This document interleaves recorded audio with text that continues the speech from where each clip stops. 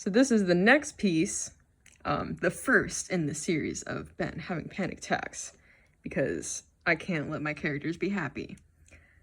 This piece, I think it definitely required less time than this one, but this one is like interesting in a different way than the previous one. I think because it has an interesting perspective, kind of like this one, where it's kind of top down. This one, the characters are all like kind of facing different directions, but it's kind of like a camera shot just like straight on to them. The background is at an angle, but yeah. But this one, you kind of have like the thrust of the scene of this drawing. It's kind of like if you imagine like a rectangular prism that's kind of like coming at you. So this is them like when they're heading back home from Coruscant on whatever the space version of Southwest is.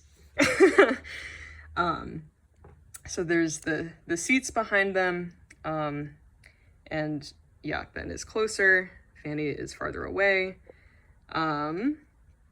Something that is, so this one I didn't export to the computer to color it, I just did the grayscale coloring.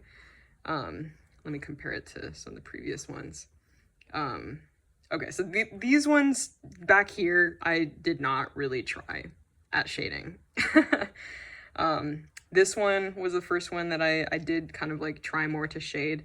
But even so, I didn't really do the same kind of technique that I started using later on, because I was very straightforward about how I filled in the lines. Just, there's no fill tool in this app, so I was just, coloring in between the lines. There is some areas that are like shaded with different colors, but it's kind of, mostly it's the hatching that is providing the shading information. This one, I don't know how I got the idea to do this. I think I just started doing it. Actually, wait, hold on. We're gonna go on an adventure. We're gonna go through a little bit of history. Sorry. It's so awkward. Just getting a sketchbook here. Okay.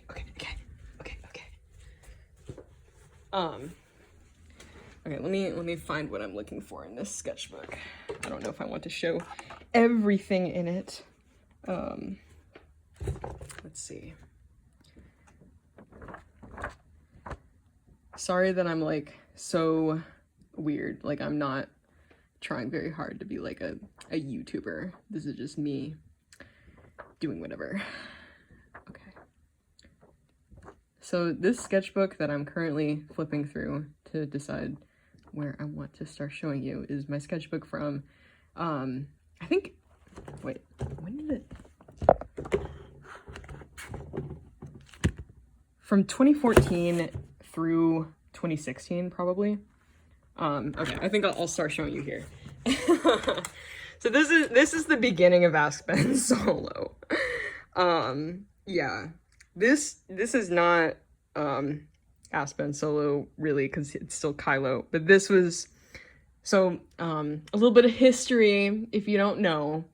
When The Force Awakens came out, it was like a big meme that Kylo Ren was just this like whiny emo baby. We all made fun of him. We all still make fun of him, but that was the joke of the year. And there was this Twitter account called Emo Kylo Ren that was utterly iconic. Anyway, it just became a huge meme of making fun of Kylo for being emo. And that was the original premise of Ask Ben Solo. Actually, before I named it Ask Ben Solo, I was gonna name it, I think, Ask Emo Kylo Ren. But that was kind of like, ripping off the Emo Kylo Ren Twitter. So Ask Ben Solo, I'm really glad that I got that username before anyone else did. And it became something else, because yes, he was extremely emo, but because I was also a teenager at the time, it became, I put a lot of like, you know, like authentic, like heartfelt stuff in it that wasn't just, you know, making fun of teenagers for being whatever. Like I really was a teenager, so I I put like a lot of myself into it. And yeah, now we have Aspen Solo. So yeah, these were like sketches that I did on my main account when I was kind of like toying around with this concept. I think did this actually make it into Aspen Solo? Maybe it did. But this, maybe you recognize this. This is the very first Aspen Solo post. So at this time in my life, in high school, I got super into brush pens. So these ones here, actually, wait, you know all of this. So do you know like the Copic liners set? Like it comes, or the Micron pens, it comes with like 5 sizes, and then there's the brush pen, and the brush pen is kind of stupid because it's made of felt, and it's like really like fat, and just like I kind of hate that brush pen. I discovered some better ones later on, but I had like never really used that brush pen, so I was like, I'm gonna start using it. So I did start using it. What is the point of this story? I don't know. Yeah, anyway. What I wanted to show you, if I can find a good example. Wow.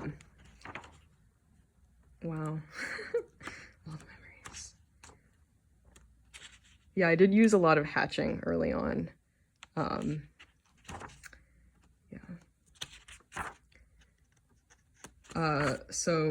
Oh, okay.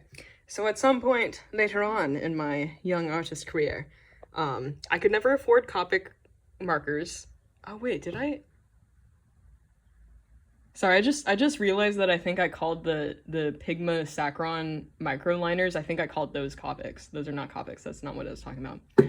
So I could never afford Copic markers, which are like the brand of colored alcohol markers that a lot of traditional artists use. But I got these like this set of like 5 grayscale alcohol markers. I don't actually know if they're alcohol markers. I think they are. They're just like still a little bit streaky. But yeah, so went through a phase of using those. Okay, this I think is what I was looking for. So this I used those grayscale markers for, and you can see the shading, the style of shading that I used is kind of similar. Let's see. Oh my gosh, it's coming full circle. Wow. Hopefully this doesn't fall down. Wow. Oh my gosh. Wait, yeah, okay. Wow, that is so interesting to me. Yeah.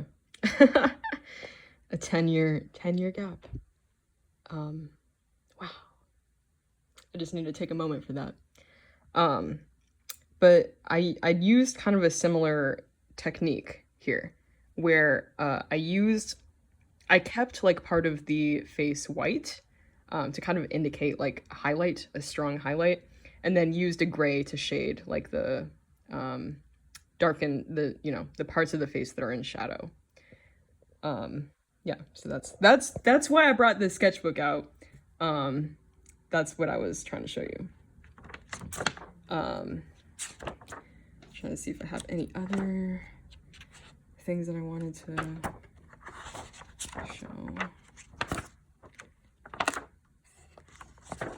Sorry, I should show you these too. Sorry. I was being shy. Yeah. Oh yeah, this comic. This one was one of the ones that like got like 1,000 notes. It's not very good. It was just the time. Whoa, it's falling down. It's coming down. It's coming down, coming down. Well, I think that, okay. We'll leave this on.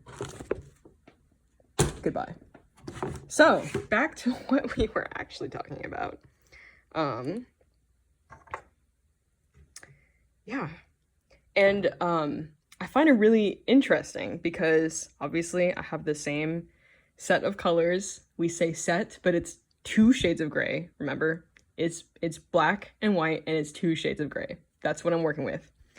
But I've actually been able to get like a lot of different lighting situations with those 2 shades of gray in this Ben Freaks Out series. Yeah, there's 4 so far. There will be a 5th one later on. Okay, so this one, like, most of his face is in shadow. So it's kind of like there's a strong light source coming from this direction only. So like about half of his face is in shadow. This one here, it's brighter, so most of his face is, I left it white and then used the light gray to just suggest like the parts of his face that are in shadow, which is a lot less. This one is a nighttime one, so this one I just colored the whole thing light gray. I wasn't sure how it would turn out because basically if the whole canvas is light gray, that basically just reduces me to 1 shade of gray. But I did go back in with the white to just like highlight really small areas. I wanted him to look really wet. I wanted him to look really sweaty and gross. And then this one, I wanted to make it look like the bathroom light was like coming down from the top, kind of like in a really stark way. Yeah, so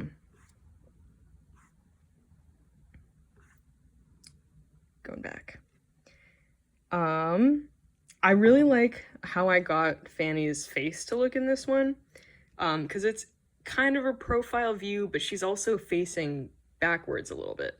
And I think the main things that really help sell that directionality is the way her ear is. So like her ear, instead of it being, you know, like pointing straight at you, the cone of her ear, it's like pointing a little bit this way. And then also like her leku as well, that, you know, there's the one that's behind. Yeah. I also really like here the way that her cardigan, the depression cardigan that Margin invented, how thick I got this cuff to look, because it's wrapping around her shoulder, kind of like how I talked about with Amalia's shorts. We love wrapping cloth around our characters.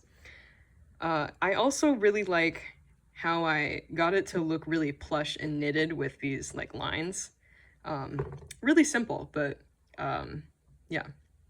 So whenever you have a lot of lines on something, you can use those to demonstrate like the directions that things are facing. So a lot of beginner artists, like if they had something like this or like a scarf or something, they would just, you know, put straight lines all the way down, which is fine. But if you need to like really think about what direction the object is facing, and how that would affect like what the lines look like, if that makes sense. So here, because I wanted this part of the cardigan to have like a really thick edge, I made it so that it's like, you know, like curving down like that, so that it's like showing the edge right here. Hopefully that made sense. I don't know if it did. I do really like how this hand turned out, especially with the lighting. I like that a lot. Oh, this right here. So this is like one of my new favorite things to do. So Adam Driver has a really weird face, right? We all know this. One of the things about Adam Driver's face, and this feels really weird to say, is that like he has a lot of like wrinkles in his neck. I don't know.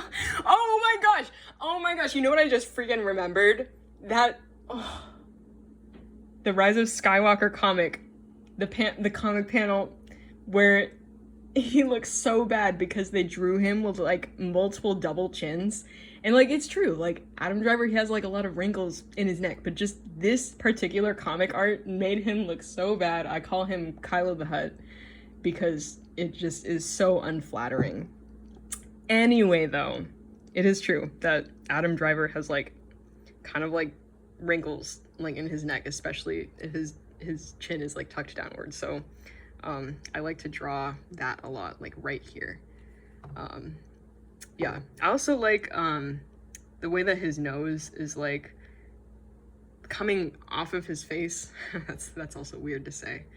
But it's like kind of hanging over his knuckle. It's kind of like protruding out from his cheek. So it really shows that he has a really strong nose, that man. He really does. Let's see. Oh, yes. I like how I did the lighting here. So, it was a challenge to kind of differentiate that Ben and Fanny have different skin tones, because like I'm only working with 2 shades of gray, right? So in general, I kind of try to have Fanny's face be mostly the light gray color, and then use the darker color as extra shadow, and then use the white as like highlight. But for Ben, like his skin is mostly the white shade with like the shadow. I don't know, I kind of forgot what I was trying to say, but basically, I like how I got her cheek to look here by like rounding out the, I don't know, the highlight there. I did do some hatching on here. I really like this one here that is kind of like floating, but suggests like a kind of a fold or like dimple there in the cloth. Anything else I want to say about this one? I don't know. Yeah, I don't know. We'll move on.